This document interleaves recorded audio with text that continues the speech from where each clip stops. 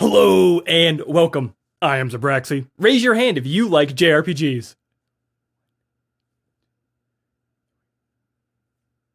Three of you actually raised your hand. It's just a video, guys. No one can see you. Oh, the Japanese role-playing game.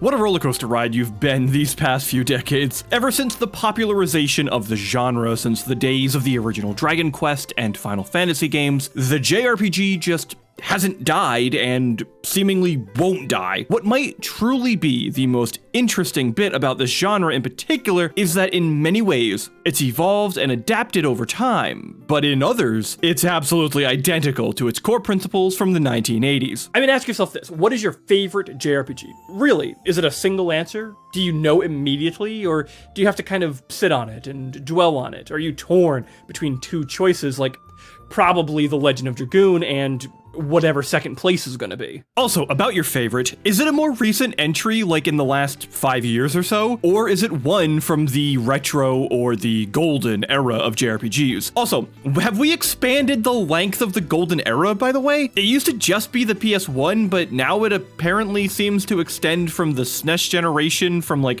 1994 and even up to and through the PS2 now? Is that the new golden era we've decided upon? Because that's a pretty wide era. Despite JRPGs having their ups and downs, it's such a long-lasting and relatively consistent genre compared to all of the others out there. I mean, you can pretty much land on any single system and come up with a JRPG that is potentially considered one of the best of its class. The SNES is littered with them, considering the likes of Final Fantasy VI, or Chrono Trigger, or Super Mario RPG, Terranigma, and way more. The PS1 is the most obvious, but even going back to something like the Genesis, it gave us games like Shining Force and Phantasy Star, which are absolutely incredible franchises. I remember at one point during the era of the 360, Wii, and PS3 and thinking that there weren't any good JRPGs out, but then I look back and we have things like The Last Story and Xenoblade Chronicles of all things. The PS3 even has Tales of Xillia and its sequel, and even a real surprise with Drakengard 3. Oh, and the Xbox 360, the Call of Duty machine. This system is famous for dying more than any other, and also for having no good JRPGs on it. But are there, though? I mean, yeah, we have Tales of Vesperia, Eternal Sonata, the incredibly underappreciated Infinite Undiscovery, and even the outstanding Mistwalker titles from Sakaguchi himself with Blue Dragon and the behemoth that is Lost Odyssey. Even the modern day gives us games like Tales of Arise or Undertale, or the biggest surprise for me, which was the Final Fantasy VII Remake. I didn't expect to love it nearly as much as I did, and if you followed this channel, you knew I was not ready for its release. The game did so much right and became its own thing while still genuinely honoring the legacy of Final Fantasy VII. Well, except the ending, where it was so over-explained and aggressively communicated because Tetsuya Nomura has this belief that he's some sort of ascended intellectual, and apparently those who play his games has a combined total of 2 brain cells, both of which are competing for 3rd place. The point is that if you are a fan of JRPGs, then honestly, you're eating pretty damn well,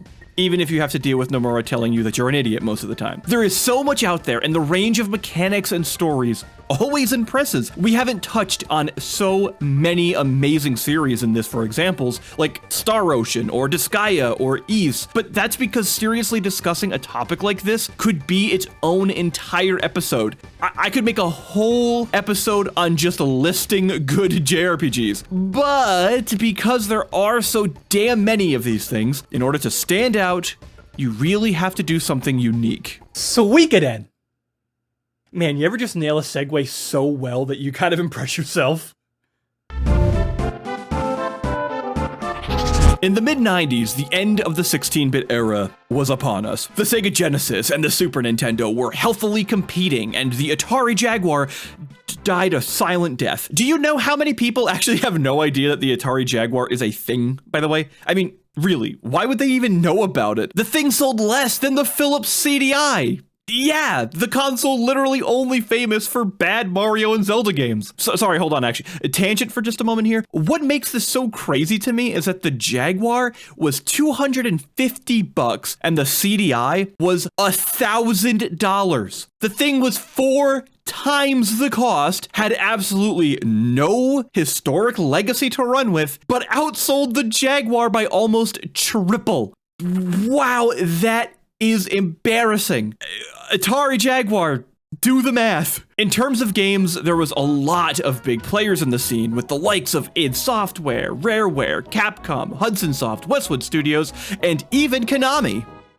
I know, it was a very, very different time. Konami really wanted in on the console action themselves as early as the mid to late 80s, actually. During this time, it was still anybody's game. Even jumping ahead just a few years, despite the SNES selling better than the Genesis, realistically the game of who was going to take the lead in the console wars between Sega and Nintendo was still so incredibly uncertain at the time. I think about this for just a moment. The answer to the question of who will make the highest selling console coming out of the 16-bit era, Sega or Nintendo, the answer was Sony.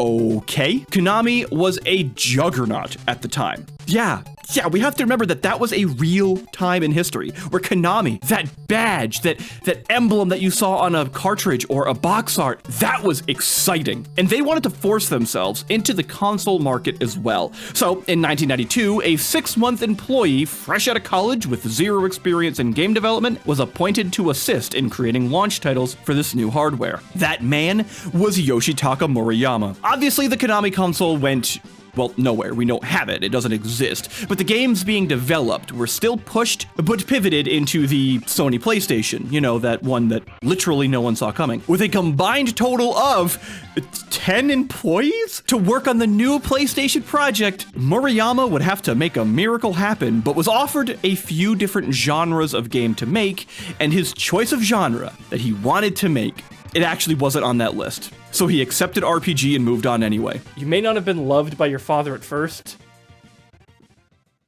but we all still love you, man. Despite not having much game development experience, basically none, Murayama was clearly attentive to the finer details of what made a game special, though. He often referenced Dragon Quest V as an inspiration for the RPG that he was now tasked with making. There were a lot of little details that he seemed to notice, and that made a huge difference. Things like how text slowed down as someone would die. This specific example actually really shaped the direction of Suikoden. Murayama and the team would fill the experience with such small details like this, and it became kind of this mantra, and it began to encompass the entire project by pushing, changing, and shattering expectations of the Japanese role-playing games at the time. Suikoden wouldn't just be another JRPG. That wasn't their goal at all. It would be an attempt to redefine so much of what we expect. Another rather interesting inspiration for this project was actually Sid Meier's Civilization, another title that Murayama has mentioned many times as well,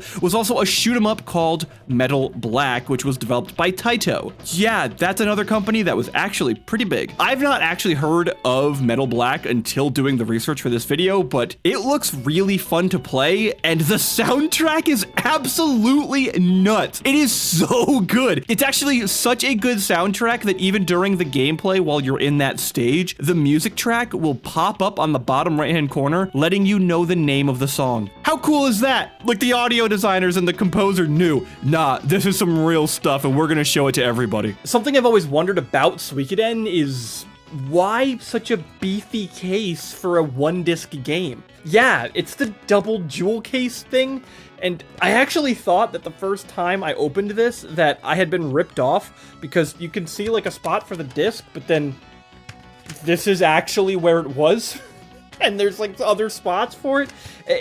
And even though the case itself says one disc, as you can see here, I just didn't believe it. I had honestly thought it was a bit of a marketing gimmick, since a lot of JRPGs came on these fat, double-layered jewel cases here, and that maybe Konami was like, hey, it's a new IP, so if we do this, then a bunch of people who are into JRPGs will come out and buy our game and buy this because of the case. But that can't be, because this game came out the same year the PlayStation came out.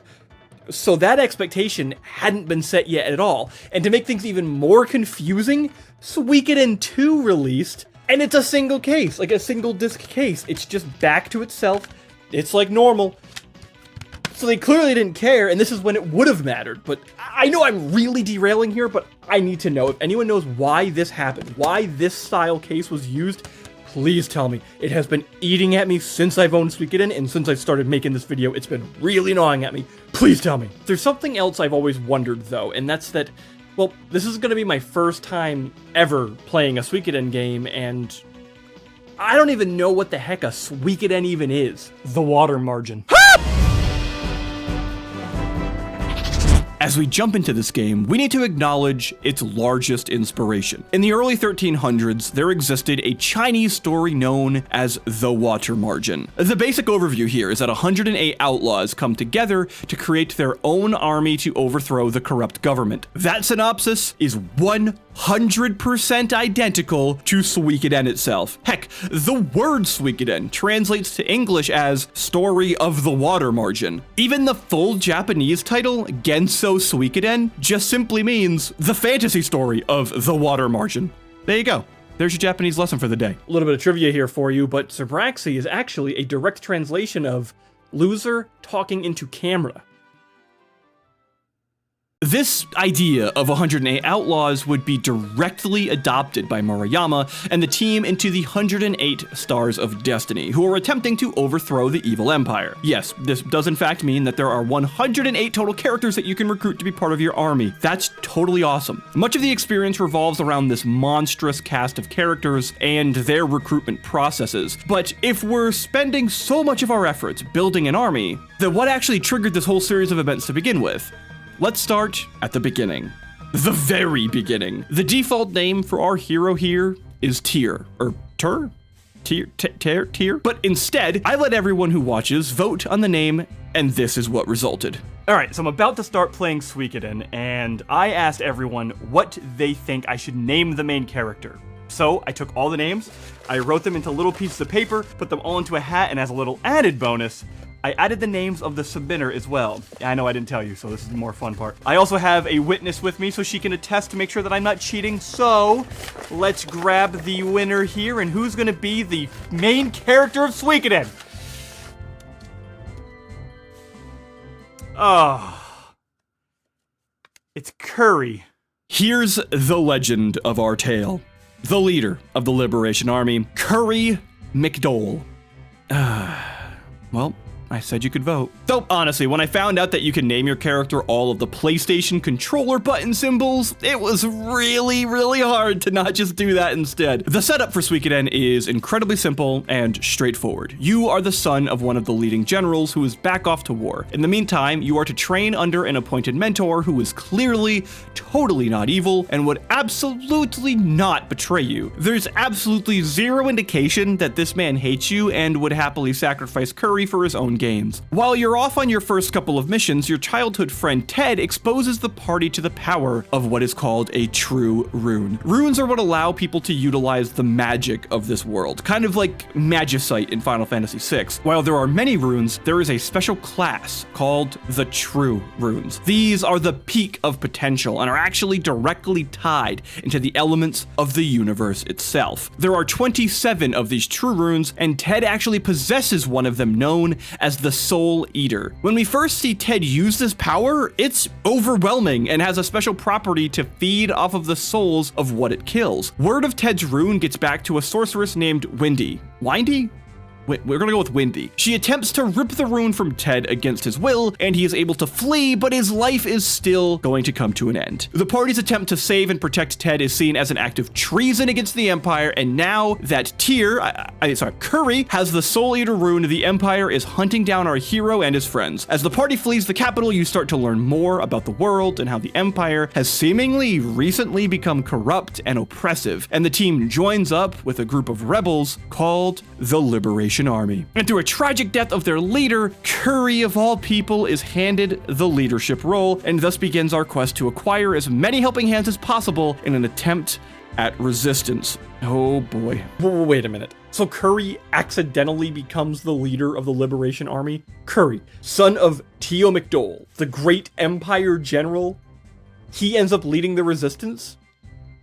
How long did him and Odessa know each other for? Like a couple days maybe? And if any of you think I'm over scrutinizing and any of you Suikoden fans want to get upset at me, I'm not the only one who thinks this way. You have to remember the character Flick, one of the other leaders of the Liberation Army, thinks this whole thing is total bullshit for like 3/4 of the game. Suikoden definitely has something that I like to call a convenient story. You know what I mean? There are these stories in games where everything just kind of works out for the heroes. It doesn't mean that there aren't any sacrifices along the way. Suikoden itself, for example, has one minor sacrifice that I can think of and one major sacrifice that occurs, but it's so convenient that if you 100% the game, even the major sacrifice is a bit conveniently resolved. I don't even know how much more I can say beyond spoiling, but we're gonna get to that eventually. I don't think this is necessarily a problem, or I'm not really sure at it, but at times it can just feel odd how well everything seems to just go for the party. I mean, some of it is pretty severe too, and all I can think of is how much I wish my own life went like this. So I'm just gonna open up a couple pieces of mail in front of the camera like I always do.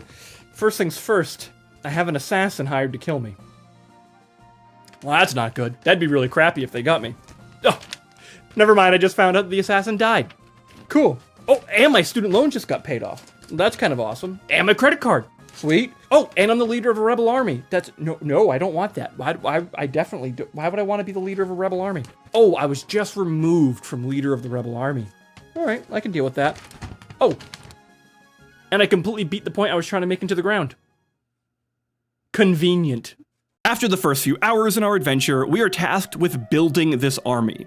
Where, when, and how you find the characters becomes the constant inquiry you have to solve. As mentioned, there are 108 total Stars of Destiny. Not all of these will be playable party members, mind you, though a significant portion of the total is. Others will add non-combat values to your base, and some will even be playable as well as functional. It's a pretty diverse range of roles in the grand scheme of things. Take Sergei, who when you recruit him to the team, he's not a playable party member, but installs an elevator that allows you to jump between the multiple floors of your castle more efficiently. Or Vicky, who possesses the blinking rune, granting her the ability to teleport, but she can't control when and where it'll happen when the rune triggers on herself. However, despite constantly teleporting herself to random places, she can effectively use the rune on others reliably, and that's thankfully pretty good, because I don't want to end up in a volcano. And recruiting her will allow you to teleport to places that you've been, effectively allowing her to be fast travel. There are other specific merchants to unlock. There's an innkeeper, a guy who offers storage, a painter. Painter?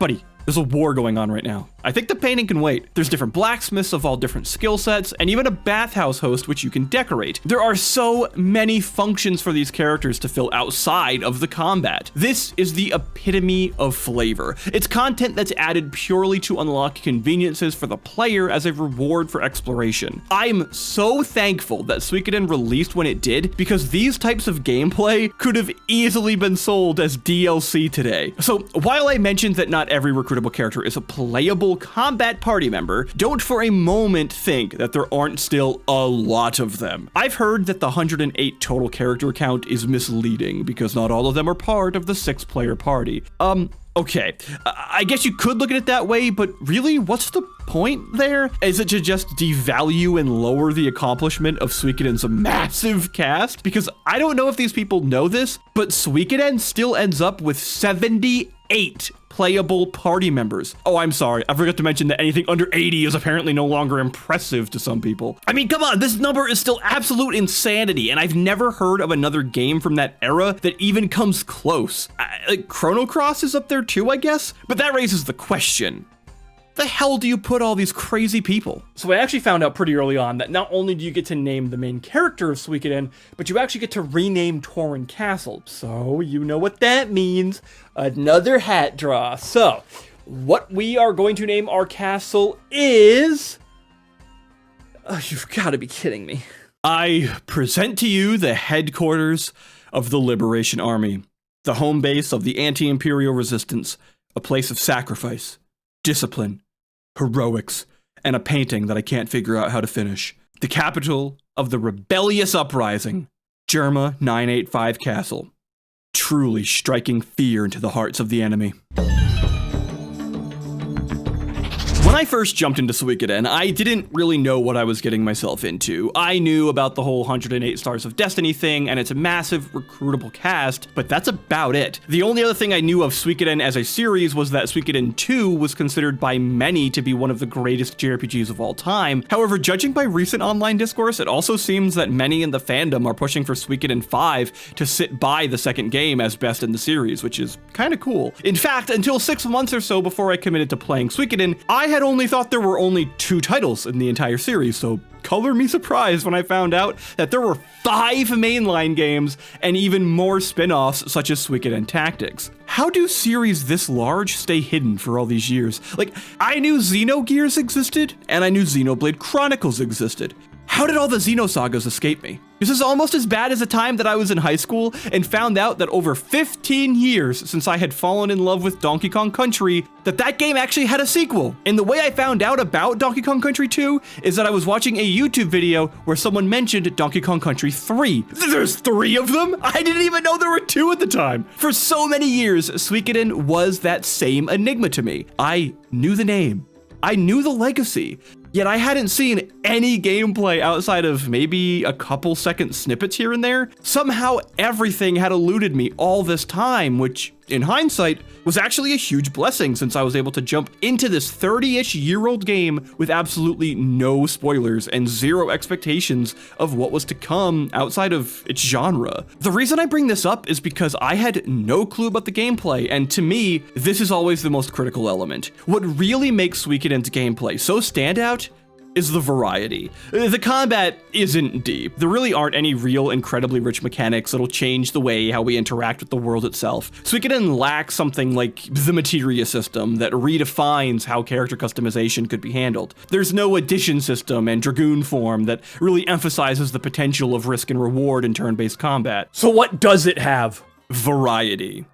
That is the name of the game. First and foremost, this is definitely a traditional JRPG in many, many ways. The way you'll move about the world, interact with the NPCs, and engage in randomized encounters is exactly what you'd expect when playing any title with that JRPG tag put on it. In terms of the more overarching and generalized gameplay, there isn't really anything special to say. That's not a bad thing, though. It's completely serviceable, but definitely don't expect anything revolutionary from the basic moment-to-moment gameplay, at least. However, there are some small details that Suikoden does do that gives this experience way more depth than you'd expect. Probably the most obvious of these is the ability to make dialogue decisions from time to time. Now, hold on, don't get too excited. We are not talking BioWare-level morality decisions or sweeping narrative direction changes like Life is Strange or something. We're not there yet. The decisions basically start and finish at the immediate response from the person you're engaging with, and then the story just kind of moves on like normal.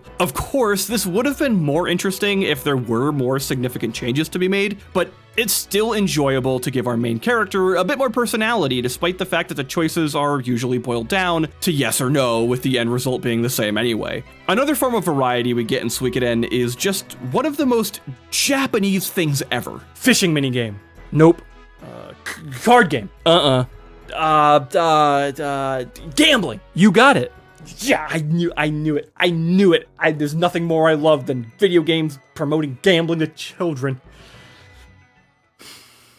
There's a cup game and a dice minigame that comes up a few times. You throw some dice into a cup and are trying to get certain rolls while trying to avoid other combinations so that you don't end up paying double or triple based on the results. And then there's the cup game where you just gotta find where the coin was. There's this one point where you have to gamble against someone and win a certain amount of money from them in order to recruit them to your party, which did take me a bit of time, but realistically wasn't too bad. I cheated. I just recorded it and then went back and played it frame by frame, which is still a bit cheating. She was a bit ridiculous and still moving too fast for the frame rate. There's not a lot to say really in terms of these mini games, but that's about it. It's not complicated, it's completely luck-based, so yeah, that should be it. And thankfully it's a complete side thing that's not at all required for the main story. Right? Right? So, yeah. Unfortunately, this minigame is 100% required at one point to progress. Well, thankfully, Suikoden is a game that is pretty fair. And it's not fair at all. Oh, son of a bitch. Yeah, so there's this point where you have to convince someone to let you take a boat over to your future headquarters, and in order for you to get there, you have to beat this guy in one gambling minigame, and wow, is it annoying. In order to get to, what do we call it again? Oh yeah, Germa 985 Castle, we have to beat this guy just to convince him to take us on a boat to a leftover castle ruins, and it took me way too long. So here's how it goes. So each attempt at the gambling, it can take a combined total of about maybe 30 seconds, right? Not a big deal. But if you have the luck that I do, then it could take you up to about an hour and a half to finally beat him just so you can get on with your damn life. I swear, this part in the game has to be rigged because every other time you play this dice game, it's never this bad. Oh, so what I ended up having to do was save scumming. I'd save at the inn, I'd gamble, I'd lose, I'd gamble again, I'd lose again,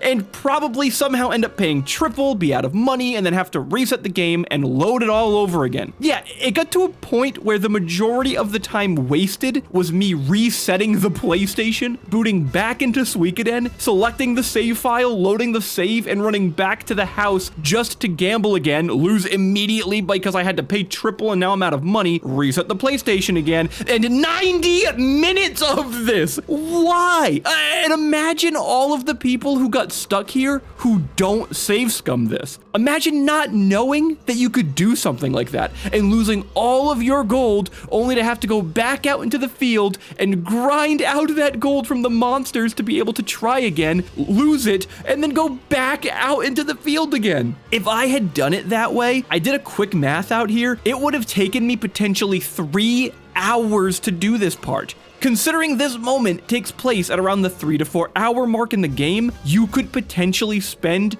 as much time trying to win this gambling game as you have playing the entire game at this point. Oh, and do you want to know how rigged this is? Do you want to know how many times you have to beat this guy in order for him to get you to the island? Once. You have to beat him once. I couldn't get a single victory in an hour and a half. And it's luck. There's nothing you can do to outplay it. So yeah, after a casual 90 minutes of losing an entirely luck-based minigame, we finally secure our boat to Germa 985 Castle, where I can find safety and solace in the fact that I will never have to do that again. Thank God! I'm so glad that's over. The Suikoden remaster better do something about that part. To continue down the range of variety for a moment, let's jump into the core battle mechanics of Suikoden. The primary way you'll be doing battle is a bit different than other games, and it's an element of uniqueness that I really appreciated. So first off, your main party size is 6.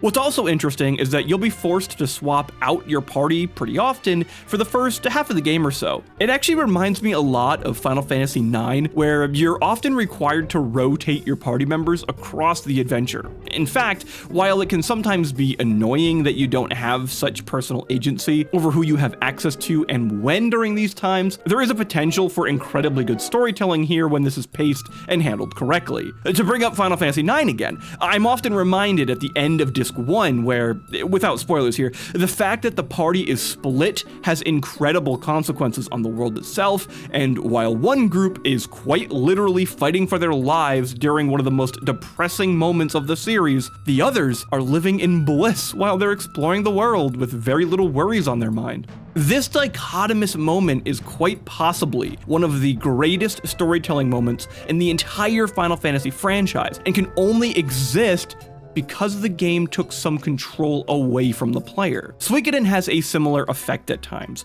By forcing the player to have certain members in their party and certain members outside of the party, the game is able to create memorable moments. Odessa is a prime example of this. By forcing the player to utilize this character, this makes their absence so much stronger. The same goes for Gremio. Gremio? I'm not sure how to pronounce their name. However, focusing more on the gameplay element, this constant rotation of characters shows off some of the more interesting battle mechanics. So yes, you have a party of 6, and that's cool and all, but what's even more interesting is that there is basically zero need to grind in this game. With a cast this large, you'd expect that you'd have to grind at least a little bit if you're rotating members out constantly, but no, that's not the case here. Suikoden forcing these entrances and outros of characters allows the game to show you that it has experienced catch-up mechanics. It's something many players might not experience if they were able to keep to their original 6, but this lack of player agency actually provides a benefit to the game itself by showing the player these potential mechanics. Something else that's unique about this gameplay is that this isn't your typical turn-based JRPG. You don't pick each action and then the character acts. Instead, you pick all of the actions of every party member at the start of the turn, and then their speed stat of every unit on the battlefield will dictate the timing of the action itself.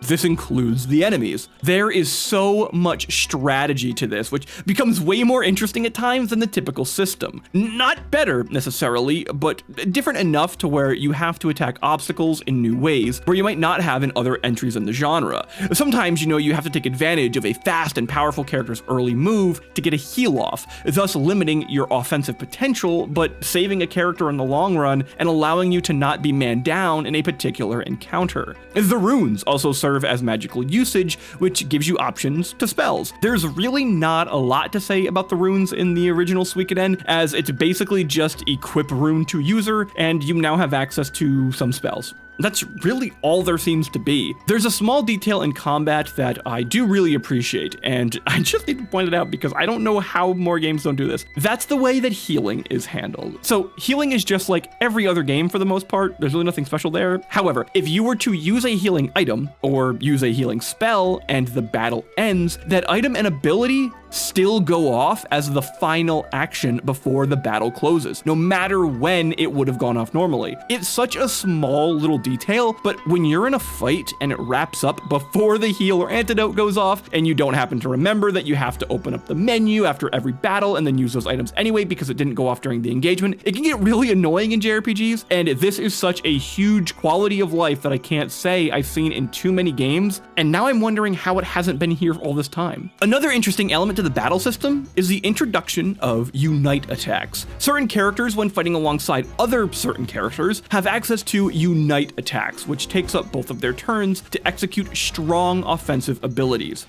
Yeah, that's about it again. I wasn't kidding here when I said there's not a lot of depth to these systems. It's just more in the variety where Suikoden's potential really starts to shine. Have you ever watched a medieval war movie?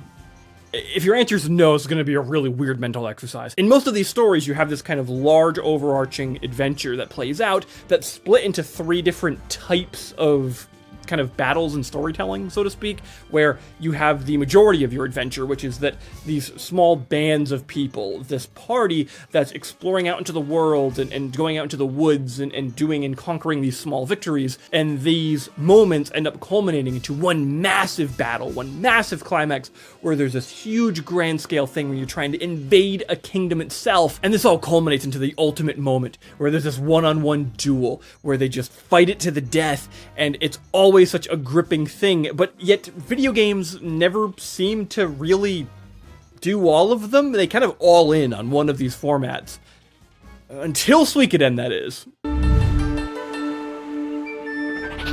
Our primary goal is to ensure that our hero Kuri can build up a strong enough resistance to combat against the now corrupt empire. German 985 Castle is the perfect fortification for such a military force to be housed. Remember that this is a war, and one that we the player are declaring. It isn't just against some unknown force either. The nation that Kuri is attempting to overthrow is his own homeland. It's the same society that raised him and granted him such incredibly high social status, and it's the same one that we are attempting to conquer. This doesn't just mean that we are abstractly against this force. No, we have clear targets to overcome. These include the Emperor himself, Lady Windy, who is seemingly the mastermind behind the whole plot, and the 5 great generals of the Empire. One of those generals, if you remember from earlier, is our own father, the great Teo McDole. And now I finally understand where the name of that spirit from the Game Day videos came from. Another one of the generals we find out is actually our mother, who absolutely hates us. Thank God we finally have a mom who kinda sucks for once. Dads, you at least get a break this time. These invasions against the generals, or in your father's case, his invasion against you, brings the player into these grand scale engagements. You have a few options in these battles that you get to choose from. Each of these options are charge, bow, magic, and special, These choices has a list of characters with a certain power attached, and these increase based on which characters you've recruited along the way. For example, you might have some characters who are connected to each other in some way, whether maybe they're a common family or have shared interests, or maybe have a shared class, and by collecting more units of that trio, you get to make that group stronger. So what do each of these choices really mean? Well, it's basically rock, paper, scissors. Charge beats bow, bow beats magic, and magic beats charge. You'll have to gauge what move the other general is going to make and react accordingly. This leads us to that special command though. You also have use of special units in the styles called thieves, ninjas, merchants, and more. These can be used on your turn before you choose an attack. Some of them are incredibly helpful, like Ninja's ability to see the exact move the other general is going to make. Okay, yeah, Ninja is actually just the best option, so always use that command anytime you have it. It actually breaks this whole thing. There's also some fun risk-reward here with characters like the Dragon Knights, for example. They have the incredible potential of wiping out a quarter of the enemy army in a single use, but will come at the risk of immediately failing if the enemy uses bow on their turn. Really? The dragons in this world are afraid of arrows? Hold on, let me take a good look at one of these things.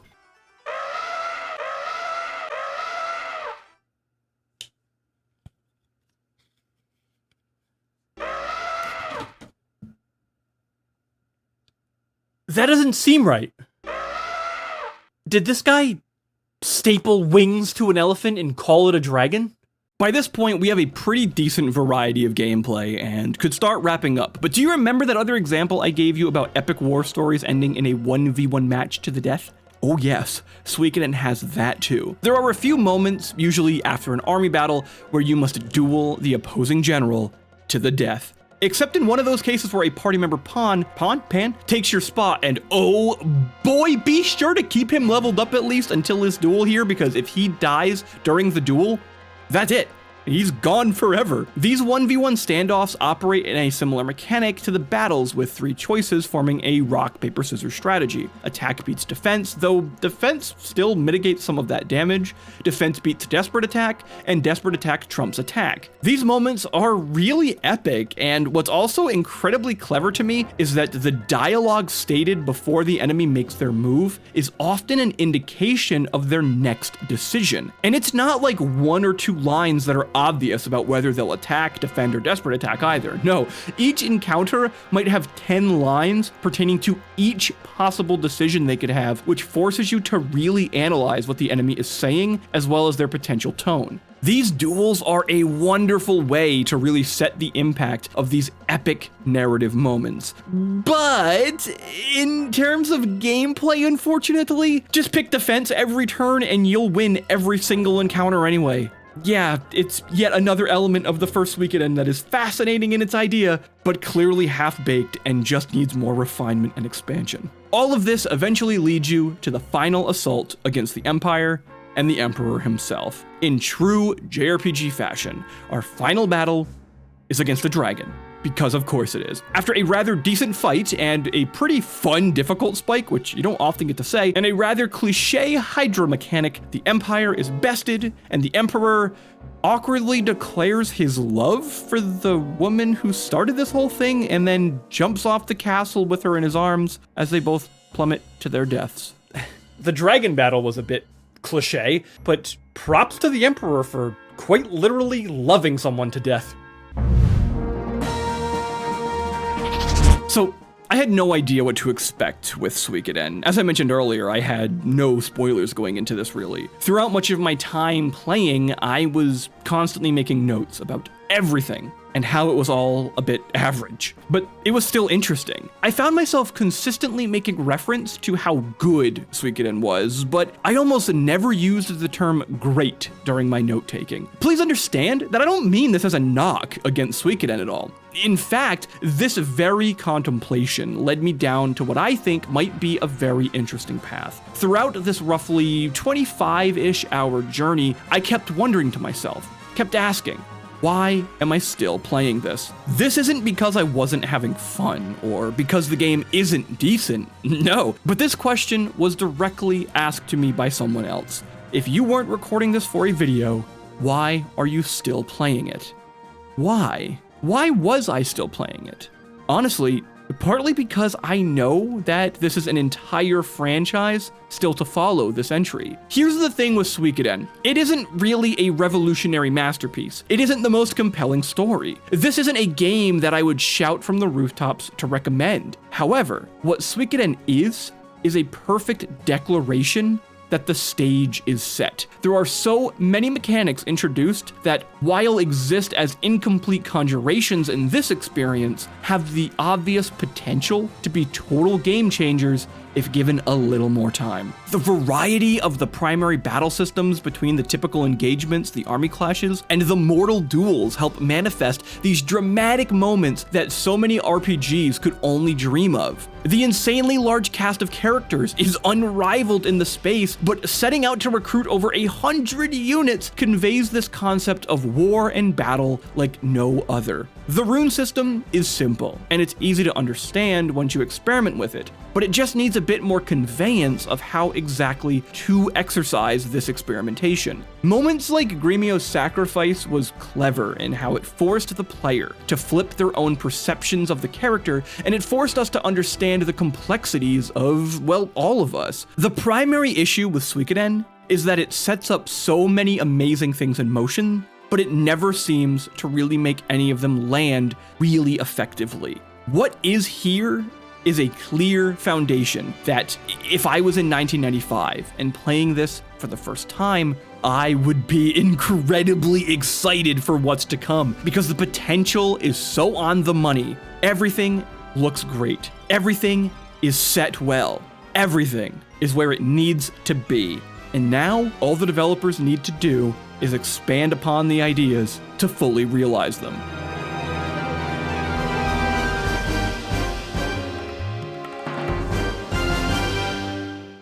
And if I just so happen to be playing this game for the first time in 2022, then I wouldn't be able to help but know from everybody that mastering those ideas is exactly what they did.